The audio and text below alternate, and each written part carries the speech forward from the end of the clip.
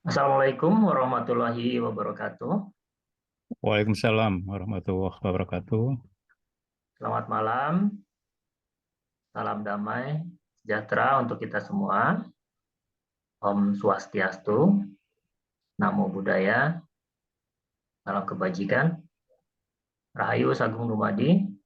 Selamat malam Bapak Ibu sekalian yang sudah bergabung di Zoom online malam ini dalam acara bedah buku SQ Power, Kuasa Pikiran Spiritual. Alhamdulillah, puji Tuhan, malam ini kita sudah menginjak ke bab kelima lanjutan. Karena sebelumnya 2 minggu yang lalu kita sudah menginjak ke bab 5 awal. Dan nampaknya malam ini mulai materinya lebih ke bagaimana teknis doa itu. Dan bagaimana terkabulnya ini saya kira sih akan timbul banyak pertanyaan. Atau setidaknya menstimulus kita untuk uh, mereview kembali cara kita berdoa.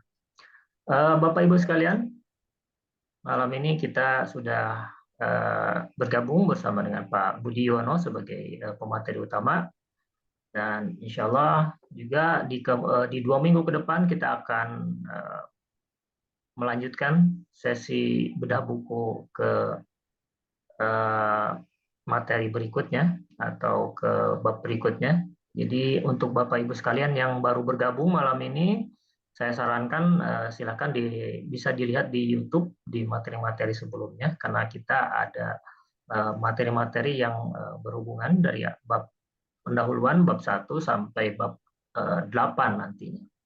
Dan ini kita selenggarakan setiap 2 minggu sekali. Untuk mempersingkat waktu, saya persilakan Pak Budiono untuk memaparkan. Monggo Pak Budi. Baik, terima kasih Pak Jiran.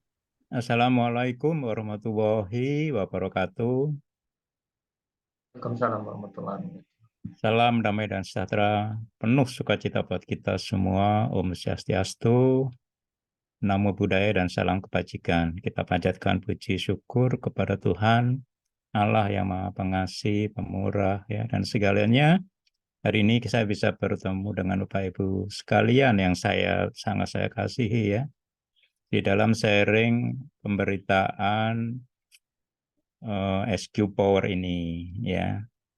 Jadi tadi Pak Jiran sudah beritakan bahwa kita sudah sampai di bab 8, Alhamdulillah, puji Tuhan. Hari ini kalau bisa, bab 5, ya. Jadi bab 5 insya Allah kita bisa selesai hari ini, dan 3 bab lagi, ya itu karena 2 minggu sekali, jadi 3 bulan ke depan, ya insya Allah kita bisa selesaikan. Materi buku ini cukup detail, ya. Nah, nanti setelah ini bagaimana kita tanyakan kepada Rohul Kudus, ya. Kalau apa namanya Pak Jiran pernah bilang bahwa ada pendalaman, ya. Sebenarnya bukan pendalaman, ya. Yang penting adalah bagaimana mempraktekkan ini semua. Itu yang lebih banyak memakan waktu sebetulnya untuk menyelesaikan setiap masalah kehidupan kita. Itu yang saya alami sendiri, sehingga kenapa saya baru hari ini, ya tahun 2002, mensiarkan, ya, setelah saya menggeluti, menggumuli firman Tuhan baik dari Quran dan Bible, ya. Yang lama itu bukan nulisnya, yang lamanya itu mempraktekkan, membuktikan untuk diri saya sendiri. Kalau di dalam diri saya sendiri belum terbukti, saya tidak berani mensiarkan. Itu Bapak Ibu, ya. Jadi saya harap Bapak Ibu bisa lebih cepat, ya, daripada saya, ya, untuk bisa memahami, percaya dan mempraktekkan yang ada di dalam buku ini, ya. Baik, ya. Jadi yang alam pertama ini adalah institusi kita, saya ulang terus, SQ Reformation Center, ya. Jadi motonya adalah merdeka dari pikiran. Nah, ini pikiran ini penting, kata kunci pikiran ini sangat penting, ya Bapak Ibu, ya. Merdeka artinya kita sebagai pengendali pikiran itu. Karena kebanyakan dari kita ini bukan pengendali pikiran, tapi kita ini dikendalikan oleh pikiran kita. Dan kita sudah belajar ya di bab 2 bahwa pada hakikatnya pikiran ini adalah roh kita, itu kekekalan kita. Jadi kita harus berhati-hati dengan pikiran kita. Pikiran kita itu yang paling awal yang mendasari perkataan dan perbuatan kita. Ya, perkataan dan perbuatan kita belum tentu sama dengan pikiran kita, tapi yang didasari oleh pikiran kita itulah nanti ya perkataan, perbuatan atau amal yang kita bawa di dalam kekekalan. Ya, dan pikiran ini kita didominasi oleh pikiran bawah sadar atau pikiran spiritual. Nah, makanya buku saya ini adalah kuasa pikiran spiritual ya. Pikiran spiritual ini kita sudah belajar ya, hanya pikiran yang baik.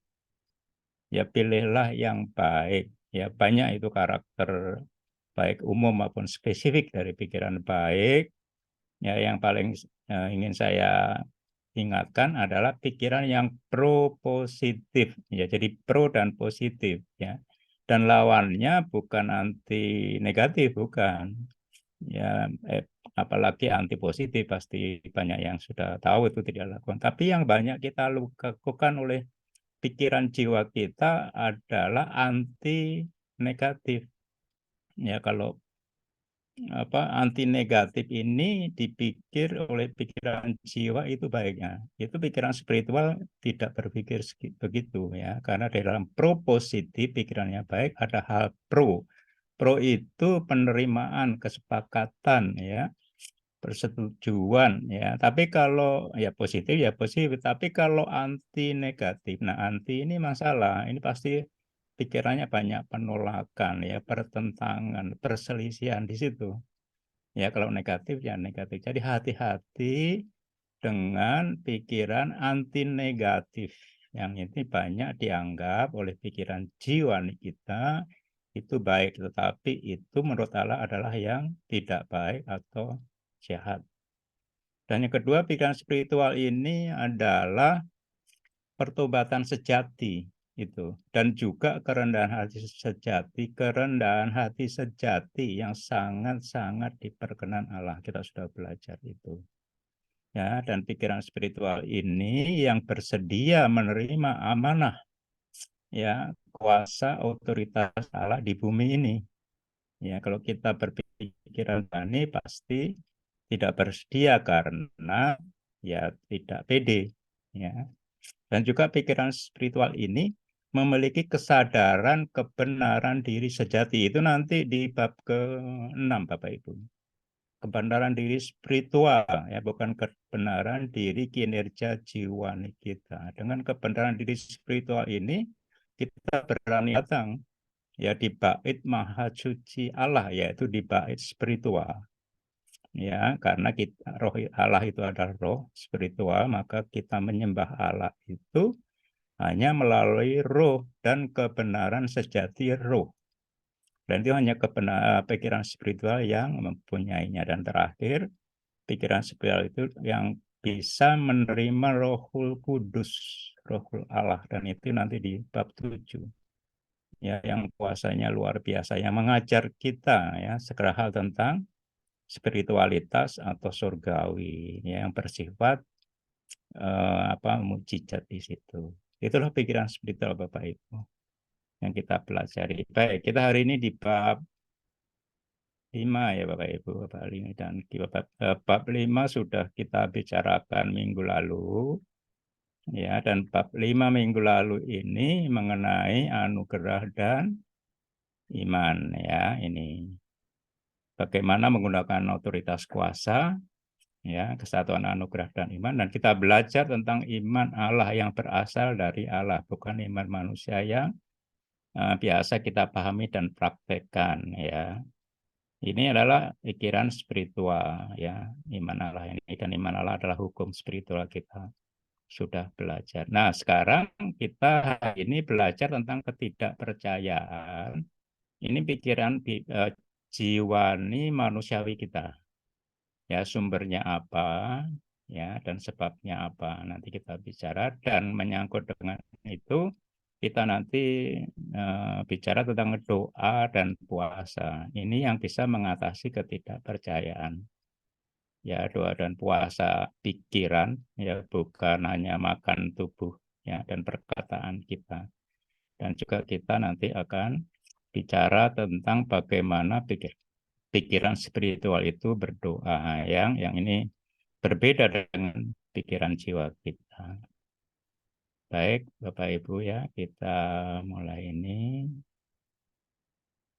Nah, ini ketidakpercayaan itu adalah pikiran manusiawi. Kalau pikiran spiritual kita adalah percaya atau iman, dan iman adalah iman Allah. Nah, ketidakpercayaan ini datang dari fakta duniawi yang setiap hari kita lihat, kita dengar, ya, dengan panca indera kita, itu menyebabkan ketidakpercayaan kita, ya, tentang hal-hal tentang Allah. Ya, padahal iman sebesar biji sesawi saja, ini firman, ya, cukup, ya, untuk apa namanya, memindahkan gunung-gunung masalah kita. Artinya masalah kita bisa terselesaikan dengan iman biji sesawi, ya. Tetapi dalam kenyataan kita jujur, ya, saya dulu juga begitu, banyak doa kita tidak terwujud. Jadi kan menjadi pertanyaan, iman kita cukup, ya, tapi banyak doa kita yang tidak terwujud. Lah, ini salah satu sebabnya adalah ketidakpercayaan kita dari pikiran manusiawi jiwani kita. Tapi ketidakpercayaan ini justru jarang ditangani. Ini masalahnya.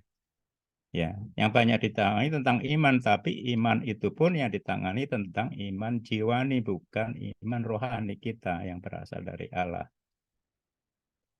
Ya, kalau kita mendua hati itu bahasa anunya apa namanya di dalam agama kita adalah kemunafikan, ya. Kalau kita memiliki iman di dalam dimensi pikiran spiritual kita plus juga ketidakpercayaan di dalam dimensi pikiran jiwa kita, ini dua ini. Kalau kita dua-duanya sama memiliki itu, itulah kita mendua hati.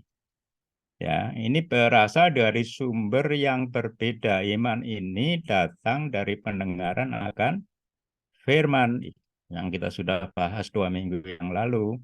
Tapi ketidakpercayaan ini datang dari fakta duniawi. Dan ini ternyata masalah, karena dari kecil lahir sampai dengan hari ini, ya, 24 jam, ya, kalau kita tidak tidur, ya, itu fakta duniawi itu masuk di dalam panca indera kita sebagai sumber ketidakpercayaan kita kepada hal-hal spiritual. Itu masalahnya. Nah, ketidakpercayaan ini membatalkan iman, ya, menetralisir iman, sehingga kita tidak bisa menerima janji firman Tuhan, perjanjian dengan Tuhan di kitab sucinya, yaitu jawaban doa kita. Ini yang membatalkan, salah satunya adalah ketidakpercayaan kita yang hari ini khusus kita bicarakan, ya. Nah, ketidakpercayaan ini juga membuat iman kita tidak efektif. Karena apa? Penuh keraguan-keraguan, banyak rekayasa oleh pikiran jiwa kita, dan banyak syarat-syarat yang diterapkan sendiri oleh pikiran kita, ya. Makanya kita harus belajar dari pikiran spiritual yang spesifik, salah satunya adalah pikiran spiritual kanak-kanak. Ini, ya, jadi yang polos, yang lugu, yang inosen, yang tidak bersalah, tidak berdosa. Ini salah satunya, ya. Ini mengira kita tidak efektif. Dan juga ketidakpercayaan ini menyesatkan iman dari tujuan harapan kita sehingga tidak terkabul. Ya, ini ada 3 ini, menetralisir iman sehingga iman kita tidak efektif dan menyesatkan iman dari tujuannya. Nah, sebab ketidakpercayaan ini bersifat fisik dan natural.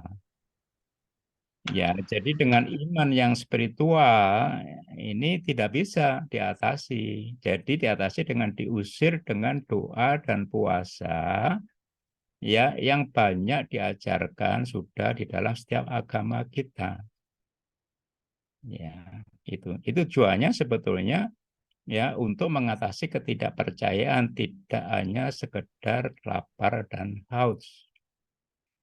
Ya, juga apa namanya ketidakpercayaan ini ya kita tidak bisa pakai iman ya untuk mengusir roh jahat. Memang roh jahat itu terus berperang dengan kita ya, dengan yang kita sudah belajar ya.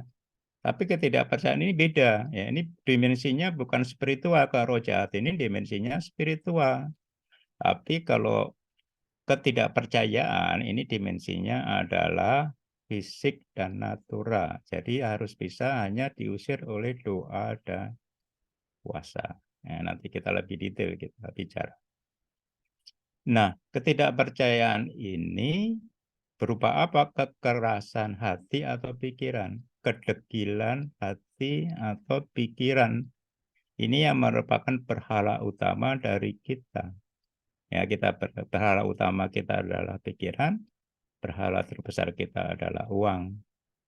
Ya, ini adalah kita sebut degil karena kapalan tahu ya Pak ya, pengerasan seperti kapal gitu kalau bahasa Jawa, nggak tahu bahasa Indonesianya. Kita kapalan fisik dan natural sehingga kita mengalami kemunduran spiritual. Ya, tidak percaya hal-hal spiritual, ya prinsip mujizat. Ya, itu nggak ada yang percaya mujizat itu. Padahal itu ditulis di kitab suci jelas.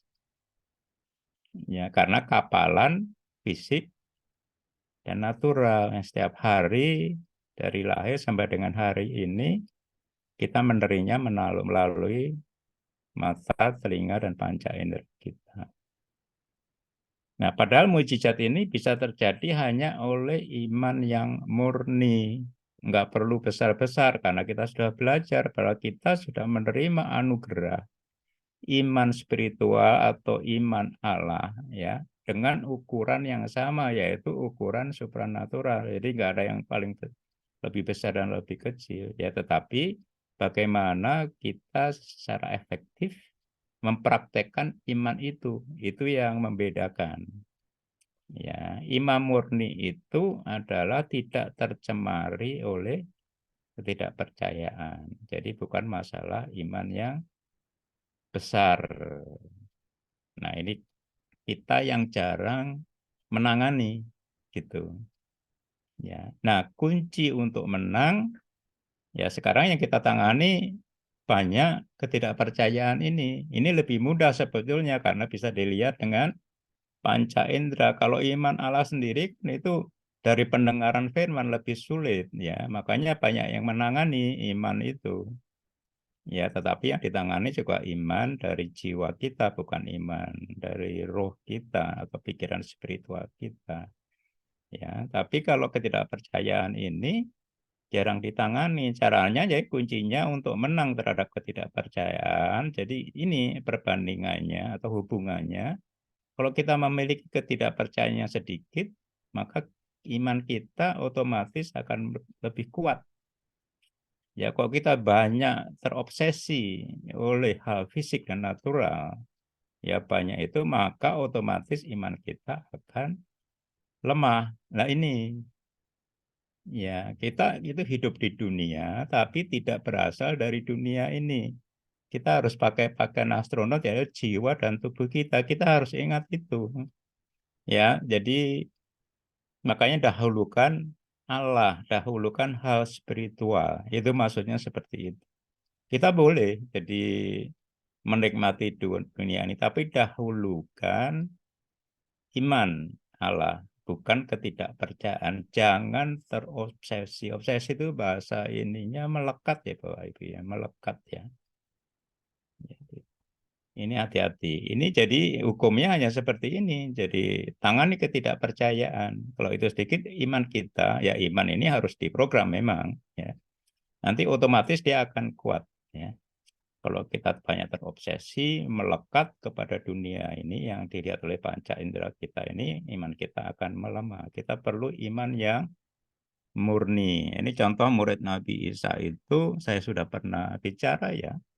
Membuat mukjizat dengan 5 roti memberi makan 5.000 orang. Itu distribusinya melalui Nabi Isa dan para muridnya itu yang 11 itu. Dari tangannya sendiri sambil membagikan itu bermultiplikasi. Mereka melihat dan panca inderanya. Tapi beberapa selang waktu kemudian Nabi Isa bilang, ini ada 4.000, ada 7 roti lebih banyak dari dulu. Dan ini hanya 4.000 orang, ayo kita bagikan. Enggak terjadi. Ya karena ketidakpercayaan dari para murid itu oleh panca inderanya. Waktu lihat mujizat itu, dia melihat dengan panca inderanya. Padahal iman datang bukan dari panca indera, dari pendengaran firman. Hanya itu, dari pewahyuan. Ya, ini salah satu contoh yang kita belajar ya. Nah, karena kita baru baru di bab 5 ya, nanti ada. Jadi jangan Bapak Ibu nggak usah khawatir ya. Itu bukan bukan dari kita. Oh, kita harus belajar ya. Kalau di dunia kan harus dengan oleh kita, bukan. Nanti di bab 7 kuncinya. Ya, ada pemberdaya yaitu Rohul Kudus. Ya, jadi santai saja Bapak Ibu. Oke. Kita terus ya Bapak Ibu ya, jelas ya ketidakpercayaan ini datang dari fakta duniawi, dia membatalkan iman, menyebabkan kekerasan hati, kapalan hati, fisik dan natural, dan mujizat itu sebenarnya sederhana terjadi oleh iman yang murni, yang tidak dikotori, tercemari oleh ketidakpercayaan, maka harus kita tangani. Oke, selanjutnya ya Bapak Ibu. Nah, doa dan puasa mengatasi ketidakpercayaan. Nah, doa sejati. Sekarang belajar kita doa ya. Nanti baru puasa ya. Doa sejati itu ya doa pikiran.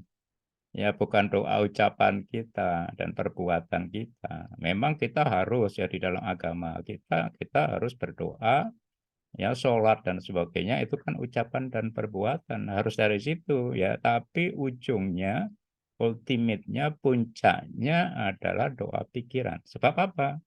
Ya doa ini sebenarnya latihan pikiran berkomunikasi dengan Tuhan. Latih pikiran kita sebetulnya doa itu. Ya kita sebagai meditator sejati mengalihkan fokus ya dari ketidakpercayaan tadi kepada hal spiritual gitu doa itu. Nah, kalau hanya perkataan dan perbuatan, ya kita bersyukur ya umat muslim itu diwajibkan sholat 5 kali, lumayan itu. Ya ada yang cuma seminggu sekali. Ya itu kita harus berdoa dengan ucapan dan perbuatan kita. Lah, pikiran kita gimana itu? Itu sebenarnya kita sholat, itu pikiran kita yang harus terus intens berkomunikasi dengan Allah. Setelah sholat tetap gitu. Nanti sudah mulai kita ya berkarya di dunia ini terobsesi oleh panca indera. Nah nextnya kita sholat lagi, nah begitu lagi. Itu sebenarnya hakikatnya seperti itu. Ya, sebagai meditator sejati sebenarnya itu berdoa itu melatih kita menjadi meditator sejati. Nah, doa pikiran ini yang paling intens ya. Jadi doa ini cuma tidak minta-minta terus toh ya, tapi komunikasi intinya dengan Allah. Persekutuan itu intimasi ya, menjadi satu roh dengan roh. Satu roh ya, bukan satu tubuh satu. Nanti ini jangan kan kita Allah bukan ya. Ini persekutuan di dalam dimensi roh, intimasi di dalam dimensi roh dan hubungan dua arah, cuman jangan kita minta doang.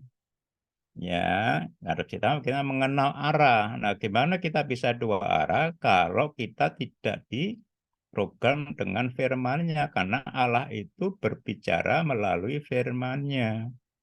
Kalau kita nggak diprogram, ya satu arah. Nah, kalau komunikasi satu arah kan misunderstanding kitanya. Ini masalahnya. Ya, dan doa pikiran spiritual ini sangat powerful, sangat berkuasa karena di bawah kesadaran pikiran jiwa kita yang luput dari ketidakpercayaan. Karena pikiran jiwa itu adalah pikiran sadar yang masukannya dari panca indera. Ya, ini. Nah, doa pikiran spiritual adalah doa perenungan firman. Ini Bapak Ibu.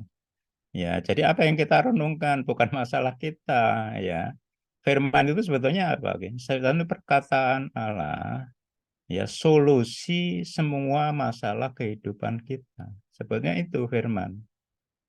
Ya, kita merenungkan itu dengan pikiran spiritual secara intens, dua arah. Ya, jadi doa pikiran sebetulnya itu adalah doa yang dari Allah, oleh Allah, dan untuk Allah. Kita sebetulnya hanya pelakunya saja, walaupun itu untuk menyelesaikan masalah kita. Sebenarnya kan mudah ini, tapi menjadi sulit karena pikiran jiwa kita pasti cawe-cawe, pasti ingin melakukan sesuatu.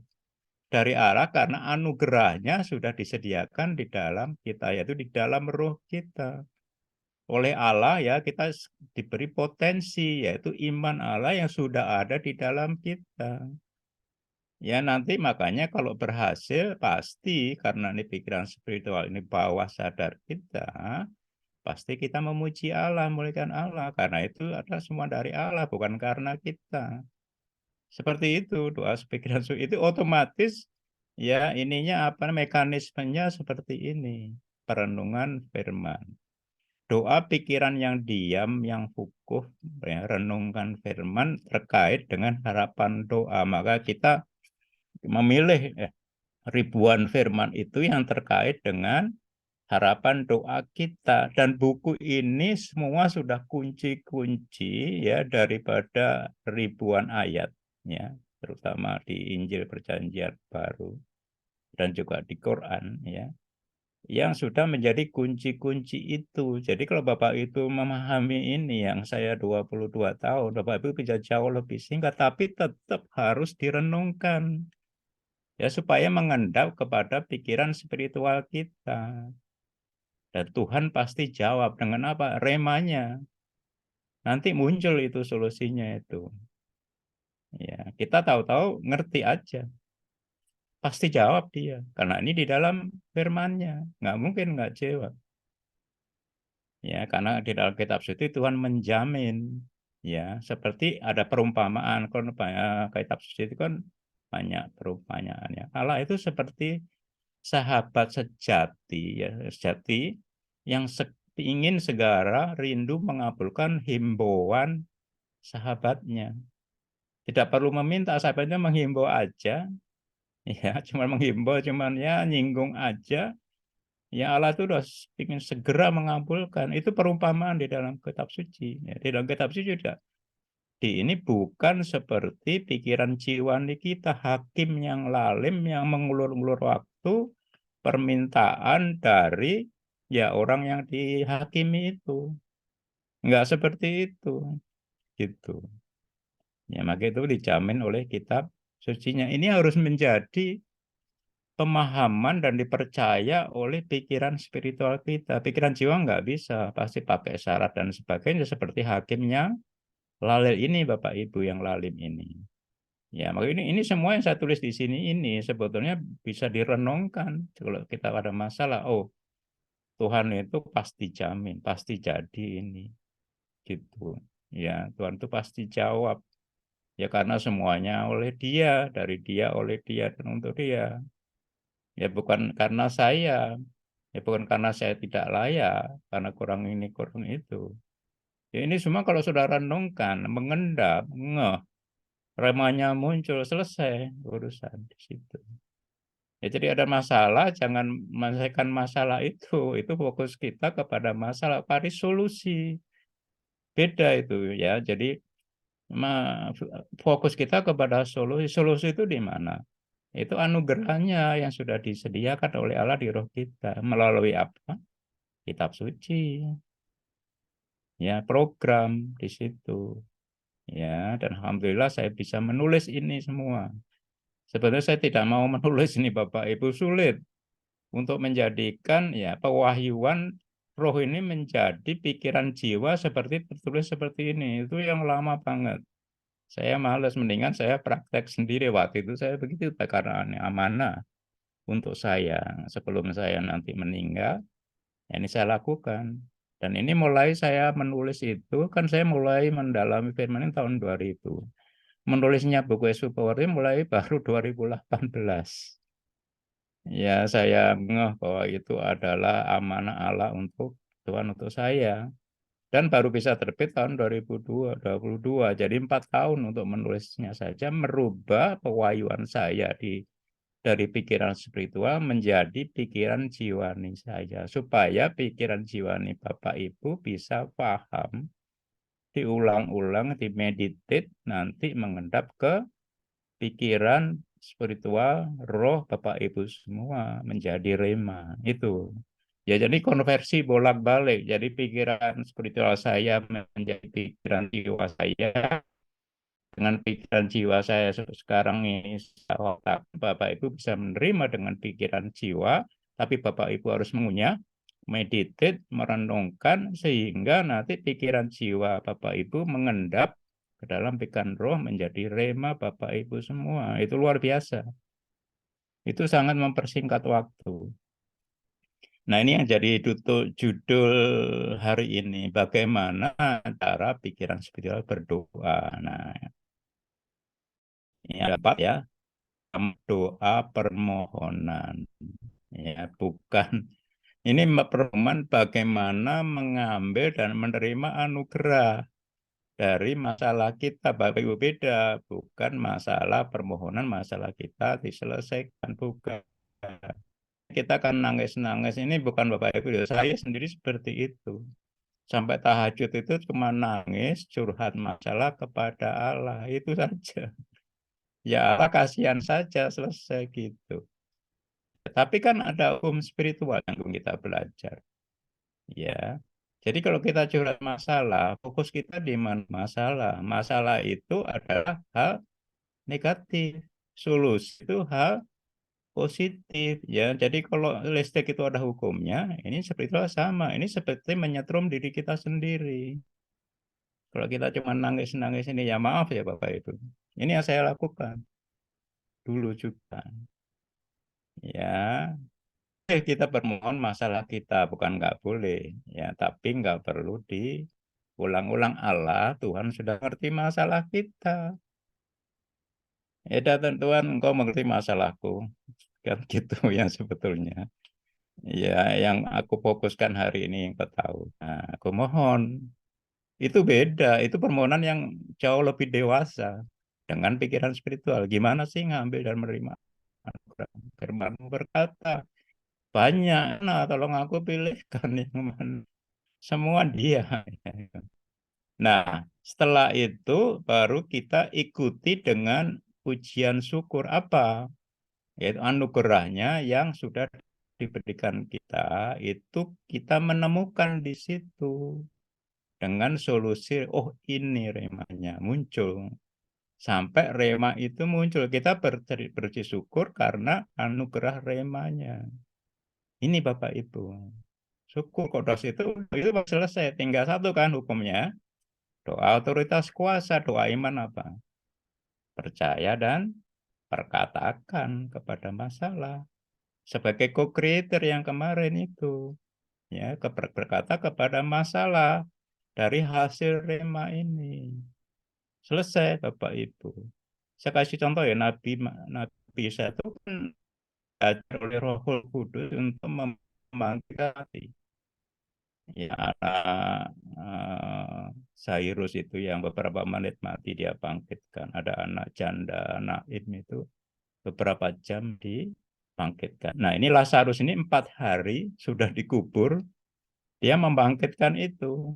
Ya, kalau di sana di Yerusalem sana kan kuburannya seperti gua kecil gitu. Dia sudah di-cover, dimasukin ke situ. Tapi dengan di dalam gua itu ditaruh di situ. Nah, ini kalau kita lihat di dalam syuting, itu diam sebelum itu. Dia berkomunikasi 2 arah. Ya, dengan firman-Nya itu dia diam. Ini diam. Ya, dia berintimasi di situ. Ya, merenungkan firman di situ. Nah, tahu-tahu habis itu kok dia bersyukur. Jadi lucu gitu. Udah diam, dia bersyukur apa? Remanya keluar. Udah itu aja nggak kelihatan terus dia teriak-teriak enggak. Diam aja di situ. Dia diam aja itu merenungan firman, komunikasi dua arah karena dia kenal Allah betul. Ya begitu remanya muncul dia bersyukur. Tuhan remamu muncul. Terus yang terakhir ini gampang. Lazarus keluar.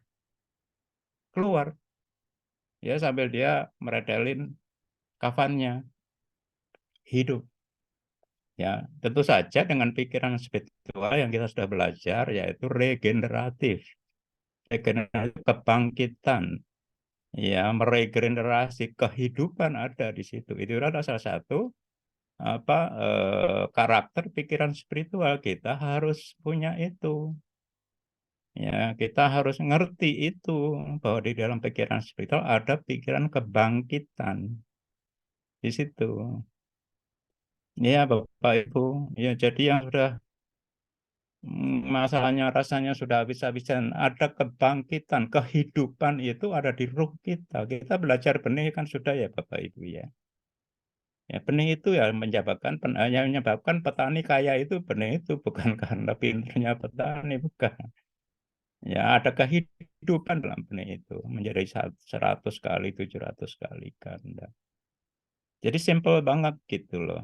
Ya. Nah ini doa yang ada hubungannya dengan orang lain mendoakan orang lainnya itu harus sepakat satu iman ya namanya doa syafaat. Jadi kalau kita mendoakan orang yang tidak percaya ya percuma. Dia harus sepakat dengan pikiran spiritual, kepikiran spiritual dengan kita. Itu dulu. Nah, dia harus dipisahkan ya dari atmosfernya karena atmosfer itu pasti kepercayaan. Itu dicontohkan di Alkitab. Ya, Nabi Isa juga para muridnya itu kalau menyembuhkan orang buta lumpuh, dia dibawa keluar dulu dari kota itu biar gak dikerumunin orang-orang yang penuh ketidakpercayaan, baru disembuhkan, mujizat terjadi. Ya, ini juga ini ada cerita di kolam Bethsaida ini. Ya kolam Bethsaida kan ada sekarang itu rumah sakit Bethsaida di Jogja dan sebagainya dari sini. Ya satu kolam ya di Yerusalem sana itu dipercayai kalau segala macam penyakit itu sembuh di sana ya tapi harus melihat ombaknya begitu ada ombak itu yang terjun pertama kali yang sembuh gitu. Nah, ini ada lumpuh biasanya ada orang lumpuh yang berpuluh tahun ya. Ya ditanya sama Nabi Isa gitu loh. Ternyata dia ada berpuluh tahun. Ditanya, maukah engkau sembuh? Nah, ini penting. Karena orang sakit itu belum tentu rohnya, rohaninya pengen sembuh. Karena ada zona nyaman di situ. Ini lucu juga gitu. Nah, dia malah ngomel. Ya itu kan yang disembuhkan yang pertama, yang apa tuh namanya? Yang pertama terjun lah saya lumpuh. Jadi yang sembuh ya orang flu, orang batuk itu aja yang bisa cepat dia nggak bakal bisa. Ya, tapi kita maukah engkau sembuh? Ya, aku mau. Ya, maka berdiri, angkat tikarmu dan berjalan. Dia melawan kondisi lemah tubuh kakinya yang sudah dia nggak punya iman di situ. Kaki lumpuhnya dia berdiri, diangkat, dia berjalan. Nah, itu nanti di halaman berikutnya kita akan bicara tentang itu. Oke, next. Nah, ini tentang penghalang doa ya Bapak Ibu ya ini. Nah, penghalang doa itu apa? Ya pikiran jiwa kita udah jelas ya pikiran jiwa. Ya, pikiran jiwa kita adalah ketidakpercayaan karena fakta duniawi dan ini kita sudah banyak belajar sebelumnya yaitu prasangka atas asmanya atau firmannya, terutama firman yang roh, yang hidup, yang spiritual. Ini banyak disalah terjemahkan oleh pikiran jiwa sehingga vitamin mineralnya itu sudah tersaring di situ. Ya, ya salah satunya ada di Bible itu pada saat Nabi Isa itu apa ya bicara kepada pohon ara karena pohon ara itu tidak berbuah hanya berdaun saja, ya makanya dia apa namanya diperkatakan engkau itu berbohong, jadi engkau mati. Nah, esok paginya itu mati. Nah, para murid bertanya, bagaimana kok bisa mati? Nah, itu sebetulnya penerjemahan yang benar itu milikilah iman Allah itu. Tapi diterjemahkan banyak percayalah kepada Allah. Nah, makanya jadi itu udah satu kata benda yang utuh sebetulnya menjadi ditambah kata-kata penghubung itu banyak di dalam penerjemahan firman. Ya, ini salah satunya dan banyak seperti itu. Ya, prasangka asmanya itu nanti kita belajar di kebenaran diri sejati spiritual di bab 6 ini. Dan hikmat Allah, hikmat pikiran spiritual itu memang tidak terlintas di pikiran jiwa, tersembunyi dari pikiran jiwa, dan merupakan kebodohan dari pikiran jiwa manusia. Ini masalahnya. Ya pasti tidak percaya. Lah ini yang sulit. Ya, nah kebalikannya pikiran jiwa manusia itu merupakan ini kebodohan bagi pikiran spiritual atau hikmat Allah, memang itu terbalik-balik. Nah, itu apa itu penghalang doa pikiran jiwa? Ini kita beberapa contoh masih banyak sebetulnya. Satu, bahwa musibah itu dari Allah. Ya, bukan. Ya, musibah itu bukan dari Allah. Kalau kita mendapat musibah bukan dari Allah. Memang membuat kita dekat kepada Allah. Musibah bukan kehendaknya karena Dia Maha Baik. Ya, kita harus paham itu, ya, harus percaya itu. Ini penting. Dan dua, kita selalu mengandalkan kelayakan diri untuk menerima jawaban doa kita dikabulkan. Nah, ini adalah pemahaman pikiran jiwa, ya, padahal kebenaran kelayakan diri kita ini seperti kain kotor di depan Allah. Kenapa? Karena kita dibenarkan bukan karena kinerja jiwani kita, tapi karena iman kita.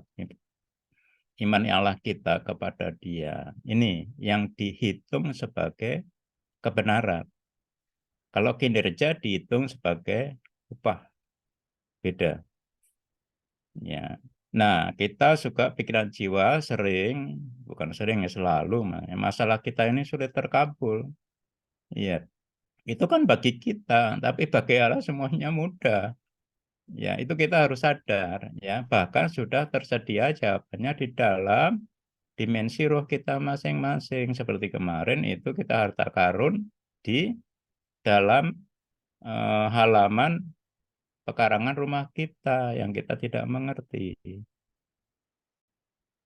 Oke, keempat, ya ini sudah sering dibicarakan, Tuhan tidak mau mengabulkan doa. Enggak, Tuhan itu rindu mengabulkan. Dia itu adalah kasih, Dia Maha Baik, Maha Kaya, ya.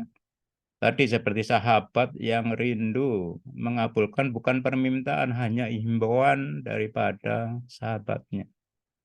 Ya, kenapa? Karena ini bukan masalah itu, tapi masalah yang diatur oleh hukum spiritual. Kita banyak melanggar hukum spiritual yang bukan hukum legalitas spiritual ya, seperti Taurat bukan ya. Ini hukum spiritual, beda.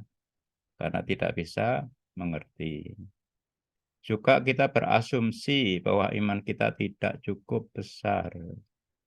Ya, tadi sudah dibicarakan iman kita sama ukurannya supranatural, bukan masalah besar kecil iman, tapi masalah ketidakpercayaan kita yang harus kita tangani.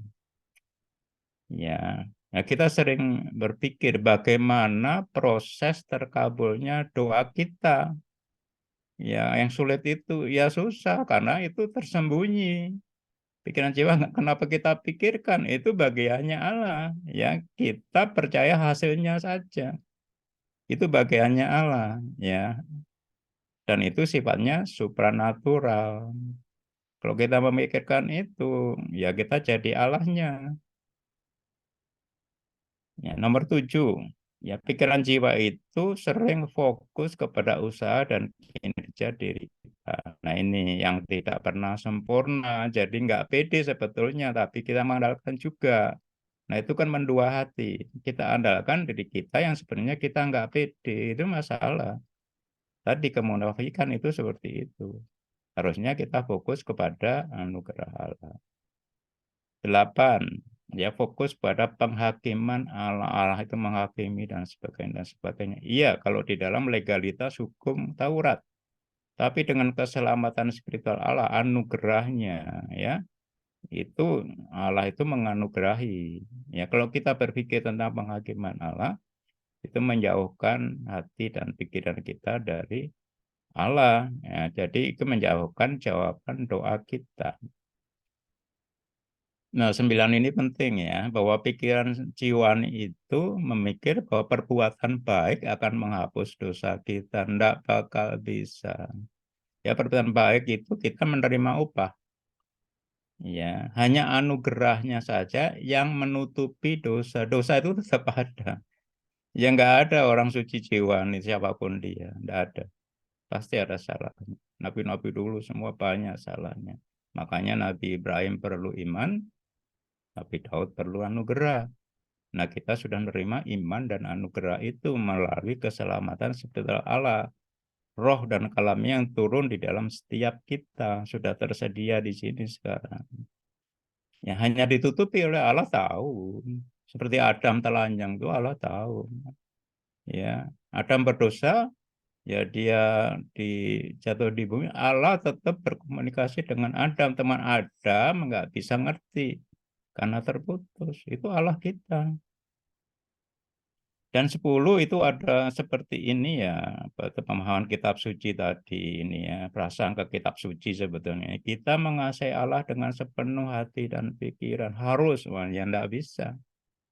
Iman kita, iman jiwani enggak bisa. Ya, tapi kita iman Allah gitu, percaya Allah mengasihi kita tanpa syarat, tanpa batas dan kekal. Karena dia melihat ruhnya, imannya yang ada di dalam kita. Bukan lihat tubuh dan jiwa kita. Beda cara melihatnya. Ya, kalau Bapak Ibu mengerti ini ya, ya insya Allah ya doa kita akan banyak dikabulkan. Ya, oke, sebentar saya lihat. Belum 1 jam nih Pak Zidan, baru 47 menit. Ya, semoga kita bisa selesai. Mungkin 1 jam lebih ya dengan pertanyaan. Ini terakhir ini, puasa sekarang. Kalau doa itu latihan untuk berkomunikasi dengan Allah, ya, keintiman dengan Allah. Ya, puasa ini latih pikiran untuk menyangkal perkataan dan perbuatan tubuh. Ini puasa ini hakikatnya itu.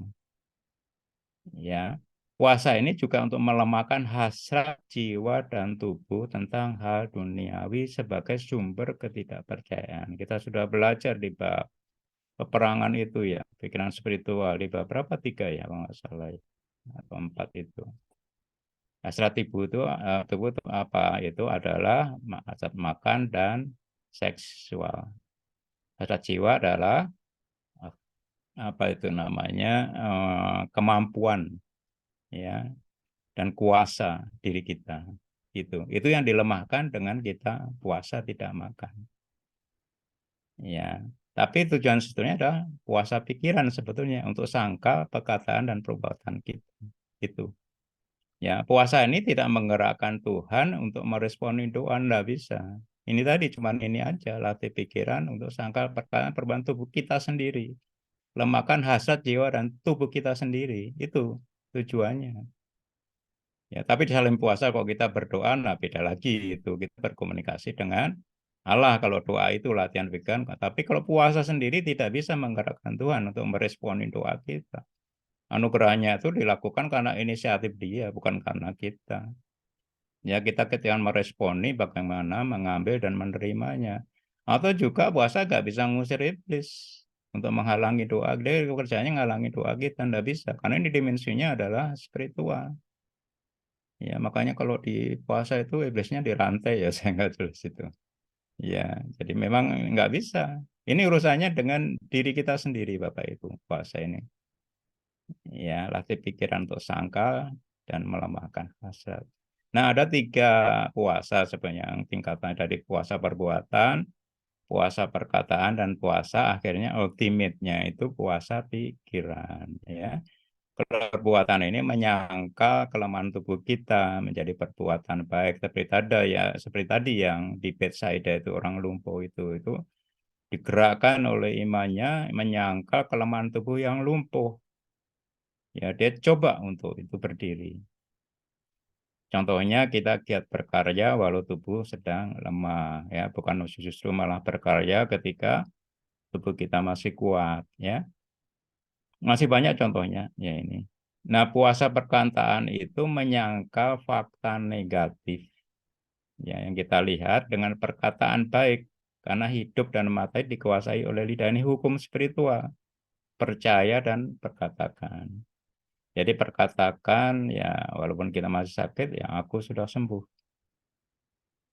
Ya, jadi bukan pada saat sehat, aduh aku sakit ini, aduh pusing, wah ini pegel-pegel lah, itu tiap hari sambat terus ya orang Jawa, ya. Lah itu kan kebalikan, ya. Ini hidup mati dikuasai lidah, itu hukum spiritual, hati-hati itu. Dan terakhir adalah puasa pikiran, sangkal pikiran jahat dengan pikiran baik, ya. Pikiran hal kesehatan yang kita pikirkan bukan hal sakit penyakit, walaupun kita sakit. Ya kalau udah sakit terus kita takut, khawatir, ya terobsesi oleh sakit. Nah, kita harus oper pesenangan kepada hal-hal yang sehat, ya. Makanya rumah sakit itu harus diganti nama rumah sehat, ya, atau healing apa tuh namanya, ada tuh. Ada yang diganti mitra keluarga. Nah, itu jauh lebih baik. Ya, orang kan takut kalau udah masuk rumah sakit itu. Ya, harusnya rumah sehat di situ. Oke, baik Bapak Ibu semua, alhamdulillah sudah selesai ya bab 5, ya. Nanti di 2 minggu ke depan insya Allah mengenai ini identitas kebenaran diri spiritual yang kita sudah singgung. Monggo Pak Jiran, 1 jam. Baik, terima kasih Pak Budi. Wah, ini materinya lumayan apa namanya menyentil itu Pak Budi. Karena setiap hari pasti kita berdoa dan Nah, setiap hari kita memproduksi pikiran-pikiran yang tidak sadar bahwa itu adalah bentuk dari bagian doa juga. Saya yakin teman-teman sudah ada yang ingin bertanya nih. Monggo Bapak Ibu sekalian yang mau bertanya, silakan open mic langsung saja. Ada beberapa poin yang tadi kita bahas. Ada poin hukum iman, ada poin doa dan puasa. Demikian juga kolerasinya dengan semuanya adalah kepikiran spiritual. Silakan Bapak Ibu sekalian yang mau mengajukan pertanyaan kepada Pak Budi, langsung di open mic saja. Silakan. Oke, kalau belum ada, saya coba Pak Budi, ini ada satu pertanyaan. Tadi saya sebelum Zoom sempat buka dulu buku Pak Budi. Ada kalimat yang cukup bikin saya ingin mendalami Pak Budi. Kalimatnya kurang lebih begini.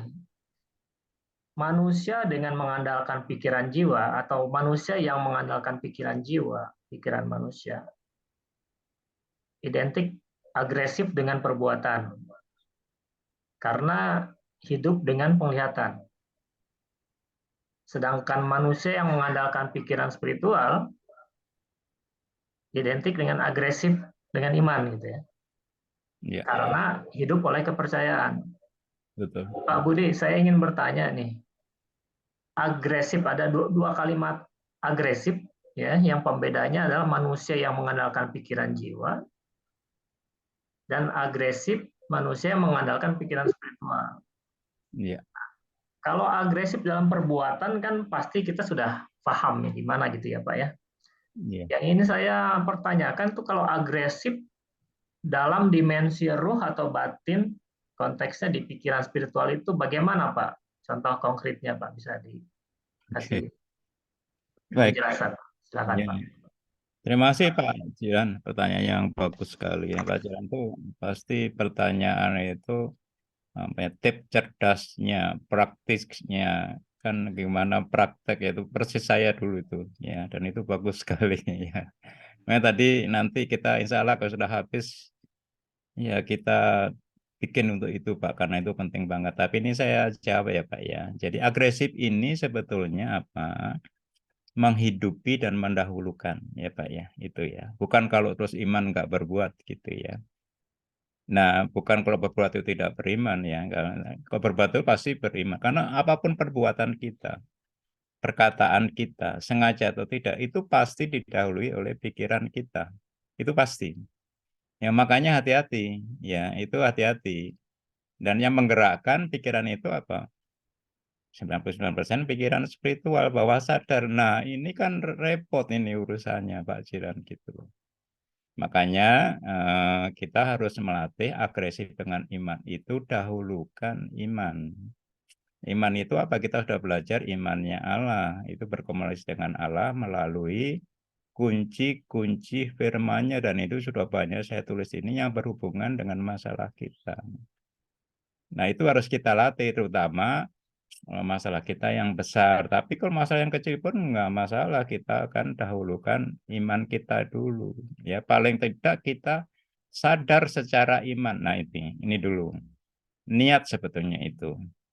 Ya, niat harus baik dulu. Dan baik itu bukan anti negatif. Itu yang saya anti negatif itu ya double tidak baik menurut Allah, double jahat, ada anti dan hati-hati itu yang baik. Ya kalau itu udah pro positif itu pasti dari Allah, itu kuncinya. Ada pro-nya, ada jadi penerimaan ya, ada kesepakatan ya, ada kooperasi ya, ada hubungan, ya, ada intimasi, ya nggak ada penolakan, nggak ada apa itu. Dan positif itu lebih mudah ya itu. Nah itu yang itu kita harus dahulukan. Jadi artinya nggak tadi kenapa harus didahulukan, harus diagresifkan sampai keluar remanya. Solusinya itu apa? Ya, nanti otomatis sadar atau tidak itu pasti kita perkatakan dan perbuatan tapi yang baik. Tapi kalau kita fokusnya di dalam perbuatan itu bisa berasal dari pikiran yang tidak baik menurut Allah, menurut ruh. Ya, tapi baik menurut jiwa itu kan beda. Ya, makanya pikiran spiritual itu pikiran autopilot. Ya, kita sudah bicara dulu waktu ada Pak siapa ya dari Bali itu yang itu semua. Jadi apa yang kita kerjakan, lakukan, amal kita semua di dunia ini sebetulnya didahului oleh pikiran bawah sadar kita. Ya, kita bersepeda memang sebelumnya harus pikiran sadar tadi ya diprogram. Ya, tetapi setelah kita bisa, aku nggak perlu berpikir kok, aku sudah bisa apa ya langsung genjot aja. Padahal ngenjot itu digerakkan oleh pikiran spiritual yang kita dulu sudah mengerti SOP mengenjot sepeda. Hati-hati itu. Jadi sebenarnya perbuatan kita itu kelihatannya pinter sana sini. Itu sudah ditetapkan oleh dia. Dia itu maksudnya apa? Program yang ada di bawah sadar kita. Makanya dibalik. Bukan agresif perbuatan, agresif iman memprogram firman Allah, pikiran yang baik itu. Ya, nanti kita salah-salah berbuat, enggak masalah sampai tujuan. Ya, kayak kita dari Jakarta ke Solo, kalau ya macet sana macet sini, ya enggak masalah. Wong kita nanti udah itu programnya udah pasti Solo, enggak mungkin enggak di bawah sadar kita. Makanya program itu adalah nanti apa kita bawa di dalam kekekalan. Tujuan kekekalan kita di situ. Kan enak itu. Kalau kita fokus perbuatan, udah itu pasti pamrih yang kita lihat di depan mata. Contohnya Nabi Ibrahim dan Lut ya. Nabi Ibrahim dan Lot juga itu bahasa di Ibraninya. Nabi Ibrahim itu kan kita udah berapa tuh? Belajar ya, mendapat apa perjanjian Allah dengan berkat Allah, perjanjian berkat Allah. Dia diberkati Nabi Ibrahim dan keturunannya sampai bangsa Yahudi. Yang memberkati dia akan diberkati, yang mengutuk dia akan dikutuk. Nah, Nabi Ibrahim ini disuruh pergi dan dia ngajak keponakannya. Jadi Lut ini bukan keturunan Nabi Ibrahim, tapi keponakan. Ya pindah dia pada musim paceklik itu dia pindah ya kemana daerah saya lupa itu namanya. Di situ dia berternak ya, akhirnya kaya raya ternaknya bermultiplikasi banyak banget Nabi Ibrahim dan juga Lot. Nah, di situ terjadi pertengkaran itu gembala-gembalanya itu mulai rebutan lahan. Nah, akhirnya Lot yang punya inisiatif dia nggak sadar bahwa dia diberkati karena dia dekat dengan Abraham yang diberkati Allah. Tapi begitu kaya lupa kan Lotnya itu. Ya paman, ya kita berpisah aja deh daripada ribut. Ya Abraham ikutin aja Nabi Ibrahim ya oke gitu. Terus gimana caranya? Ya Nabi Ibrahim mendahulukan imannya gimana nih Allah. Kita dikasih petunjuk ya sudah. Ya Lot kamu yang milih. Nah itu lo hati-hati ya. Kok kamu ke kanan aku ke kiri. Ya, kalau kamu ke kiri aku ke kanan. Karena apa? Pasti pilihan pikiran jiwa Lot itu pasti salah. Pasti yang terlihat panca indera kan gitu. Itu Allah instruksinya seperti itu. Jadi dia udah santai aja gitu. Nah, Lot itu lihat apa? Lembah sungai itu yang subur. Ya, ternyata itu Sodom dan Gomora. Itu Pak Jiran, agresif itu, mendahulukan menghidupi. Ya, dan itu penting. Makanya program itu, kalau kita program itu sudah benar menjadi mindset kita. Ya, salah dikit-dikit perbuatan itu. Tujuannya sampailah tetap. Tapi kok mendahulukan perbuatan perkataan kita dahulukan yang banyak direkayasa kan ya gitu ya itu ya nice gitu ya tapi nggak mendahulukan mengakhiri dengan iman itu ya itu masalah itu nanti karena nanti yang mengendalikan tujuannya adalah pikiran kita yang 99 adalah niat di dalam roh kita itu. Jadi saya itu maunya tuh santai lah. Kalau berfokus kita kepada kita, udahlah sulit. Nih fokus kita adalah Allah. Siapa dia? Dan itulah karena hati sejati yang sangat-sangat diperkenan. Bukan diperkenan apa? Diperkenan Allah itu bersuka cita, berkenan atas kelimpahan hambanya di dunia dan nanti di surga. Itu Allah nggak bikin apa-apa dari kita. Pertanyaannya yang bagus sekali Pak Siran. Baik, terima kasih banyak Pak Budi, mencerahkan sekali ini. Mind blowing sekali, Bu. Tadi saya lihat ada rekan kita yang raise hand, Pak Ujang Dadang. Silakan Pak Ujang Dadang di unmute. Silakan Pak Ujang. Monggo. Silakan di klik di unmute Pak Ujang. Ya. Ya, silakan Pak. Ya. Assalamualaikum warahmatullahi wabarakatuh. Waalaikumsalam. Selamat malam Pak. Malam. Terima kasih Pak Jiran atas waktunya. Ini Pak salam kenal ini dari Majalaya, dari Majalaya. Ini Pak terkait judul ininya Merdeka dari Pikiran. Ya. Ini yang ingin saya tanyakan ini gini Pak. Yang dibawa doa sejati itu adalah doa pikiran. Ya. Nah, sedangkan kata merdeka itu kan kalau saya yang tersemat di pikiran saya merdeka itu adalah terbebas. Betul. Dari segala macam entah itu dari pikiran, entah itu dari apapun yang berkaitan dengan kata merdeka. Nah, hubungannya dengan doa ketika kita berdoa sejati adalah doa pikiran, maka kata merdekanya itu udah tidak ada lagi.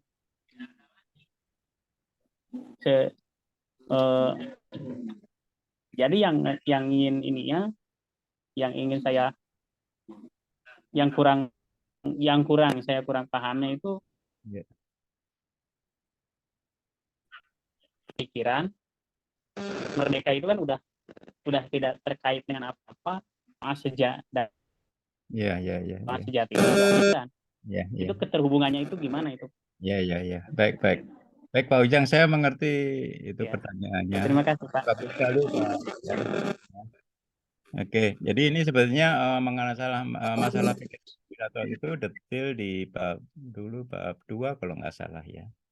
Tapi begini, merdeka dari pikiran artinya bukan tidak berpikir ya Pak Jang ya, tapi merdeka dari yang kita dikendalikan oleh pikiran. Nah, pikiran yang mana yang setiap hari mengendalikan kita itu adalah pikiran sadar jiwani kita yang terobsesi oleh duniawi dan masalah. Itu yang kita dikejar terus oleh itu kan sebetulnya. Nah, kita bukan sebagai pengendali, tapi kita sebagai korban, sebagai objek, bukan subjek ya. Jadi kalau pengendali itu subjek, itu maksudnya. Jadi kita dikendalikan oleh pikiran kita yang biasanya takut, khawatir, dikejar oleh masalah duniawi, yaitu pikiran jiwani kita. Jadi merdeka dari pikiran, artinya kita merdeka dari pengendalian oleh pikiran jiwa sadar kita. Itu Pak Ujang. Yaitu hanya satu caranya dengan pikiran spiritual. Nah, pikiran spiritual itu kan menurut Pak Ujang nggak merdeka karena berpikir juga kan gitu. Nggak, jadi pikiran spiritual itu membuat kita merdeka karena di dalam bab 2, pikiran spiritual itu pikiran bawah sadar kita. Ya, dan itu 99% yang justru mengendalikan pikiran sadar kita. Tadi saya sudah jawab ke Pak Jiran, mengendalikan nanti apa nasib ya takdir kita. Ya, jadi merdeka artinya kita tanpa sadar berpikir. Nah, itu kan merdeka ya. Jadi yang mengikat kita gitu kan yang kita sadari, yaitu pikiran sadar jiwani. Makanya kita harus mendahulukan pikiran spiritual yang diprogram oleh kebenaran firman. Bukan pikiran jiwa yang biasanya programnya tiap hari dari apa yang dilihat oleh panca indera tadi. Ya, yang fisik dan natural sehingga justru mengakibatkan ketidakpercayaan, bukan pikiran spiritual yaitu iman. Itu tadi. Itu maksudnya merdeka, dan itu adalah di dalam bab kedua kalau nggak salah, pikiran itu pada hakikatnya adalah roh kita. Ya, nanti yang kita bawa dalam kekekalan. Waktu kita meninggal, ya ini banyak pengalaman ya yang meninggal dan bangkit lagi bercerita. Kalau meninggal itu ya dia itu selalu bercerita begini, loh aku kok kembar, jadi aku berdiri di sini kok itu aku ngeletak di sana. Nah sebetulnya yang ngeletak itu adalah tubuh kita, dan yang berdiri ini adalah pikiran roh kita. Jadi pikiran kita inilah yang nanti pergi ke dalam kekekalan, di mana pada saat hidup pikiran roh kita ini tidak bisa kita akses, kita sadari oleh pikiran sadar jiwa, perasaan, akal kita. Itu yang dimaksud dengan merdeka, Pak. Jadi bukan tidak berpikir, tapi berpikir pikiran bawah sadar.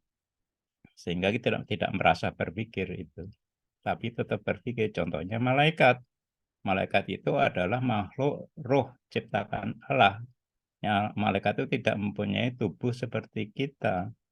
Artinya apa? Tidak memiliki otak fisik, tetapi memiliki pikiran yang super cerdas. Jadi pada hakikatnya pikiran itu adalah roh yang nanti kita bawa ke dalam kekekalan yang isinya adalah program daripada pikiran spiritual. Itu Pak Ujang, terima kasih ya pertanyaan. Iya Pak, terima kasih Pak. Alhamdulillah sangat jelas Pak. Amin, amin, amin. Boleh nanti ditanya. Jadi kalau Iya. bisa nanti saya jawab, kalau nggak bisa saya renungkan dulu, nanti lagi saya jawab karena saya harus Iya, tanya. iya. Terima kasih Pak, terima kasih.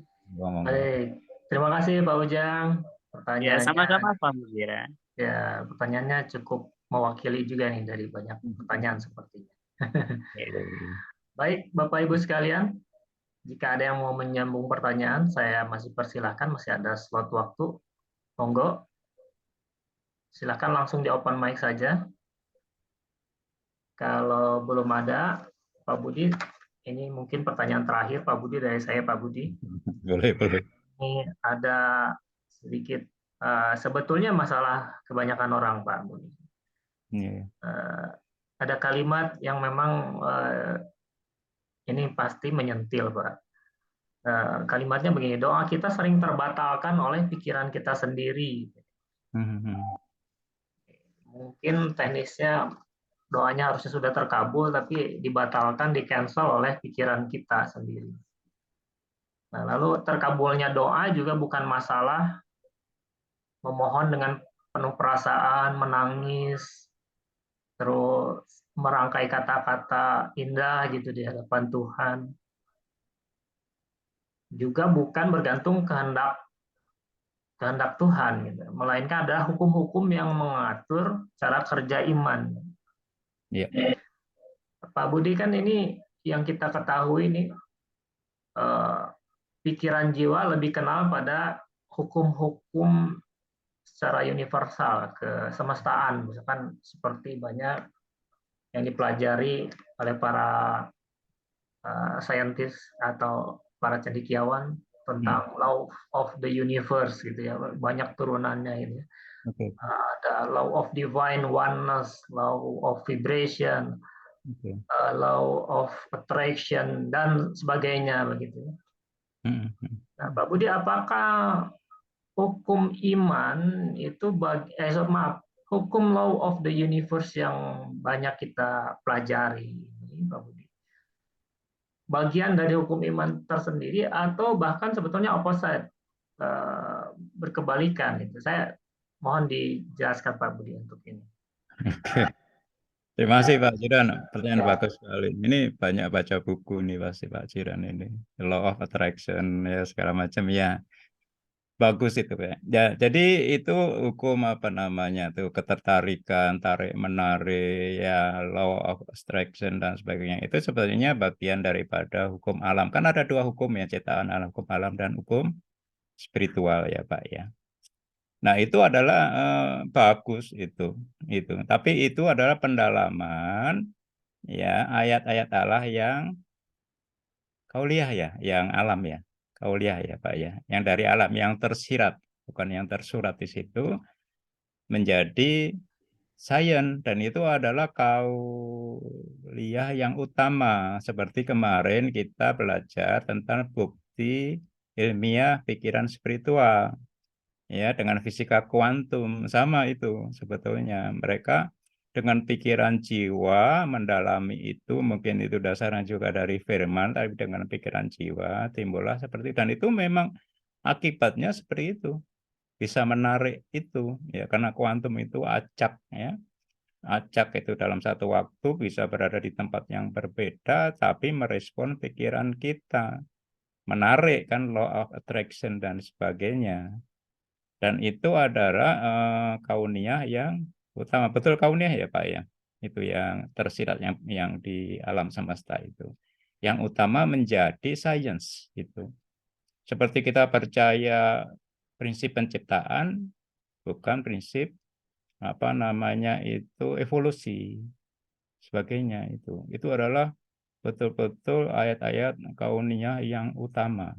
Lebih daripada sekedar kita bersyukur matahari terbit ya pagi ya. Itu dan itu lebih daripada itu juga ayat yang kauniyah ya, tapi ini yang utama. Ya, jadi itu jawaban. Nah, spiritual beda ya, sumbernya dari pikiran Allah yang tertulis di dalam firman-Nya. Itu yang kita program. Ya, jadi itulah hukum spiritual, dan itu pun ada dua. Ada hukum legalitas Allah. Hukum Taurat itu legalitas Allah, perjanjian dengan legalitas, dengan hukum. Tapi kalau anugerah dengan hubungan, beda itu. Ya, dan kita sudah diajar Allah ya dengan kitab sucinya sampai ke anugerah. Ya, kalau legalitas itu hanya intermittent aja sebelumnya. Jadi sementara sifatnya supaya manusia sadar dosa dengan Taurat itu supaya dasar sadar dosa dan tidak membatasi perbuatan dosa manusia sehingga tidak perlu dimusnahkan lagi seperti banjir Nuh ya. Tapi sadar dosa ini ada efek negatifnya kepada manusia. Ya, dia ada kutuk dosa itu di situ. Ya, itulah akhirnya ada itu hukum legalitas Allah dan keselamatan spiritual Allah yang sudah diturunkan melalui Nabi Isa itu, roh dan kalamnya turun itu adalah hukum spiritual anugerah. Nah, sebenarnya hukum spiritual itu yang sifatnya anugerah, yang roh dan hidup, betul-betul tentang roh, dimensi roh gitu, Pak. Itu Pak Jiran ya, saya kira mungkin sudah menjawab atau masih ada yang belum. Baik, terima kasih cukup menjawab Pak Budi. Terima kasih. Ini memang sebetulnya kaitannya dengan bab-bab berikutnya. Cuman mungkin saya tahan dulu nih pertanyaan lanjutannya Pak Budi supaya nanti nyambung bahasannya. Yeah. Baik Pak Budi, terima kasih banyak. Malam ini kita sudah banyak sekali mendapatkan ilmu baru dan juga melengkapi puzzle-puzzle yang selama ini mungkin belum terkoneksikan gitu ya, terutama kaitannya dengan terkabulnya sebuah doa. Bapak Ibu sekalian, saya ucapkan terima kasih banyak yang sudah bergabung. Jadi malam ini Pak Budi sudah menyelesaikan bab 5 sharing ke kita. Sudah beberapa minggu, saya lupa sudah berapa minggu pertemuan ini. Dan semoga di 2 minggu mendatang kita semua bisa bergabung kembali dan lebih intens untuk mendalami apa yang sudah disampaikan dan dipraktekkan tentunya. Terima kasih Pak Budi, saya ucapkan semoga Pak Budi sharing malam ini membawa keberkahan dan juga sehat selalu. Amin. Dan semoga juga bermanfaat untuk Bapak Ibu sekalian, untuk saya sendiri juga demikian. Akhir kata kita tutup acara kita malam ini dengan hamdalah, alhamdulillahirabbil alamin. Puji Tuhan, terima kasih Bapak Ibu sekalian. Mohon maaf jika ada salah kata. Selamat malam. Assalamualaikum warahmatullahi wabarakatuh. Waalaikumsalam warahmatullahi wabarakatuh. Bisa.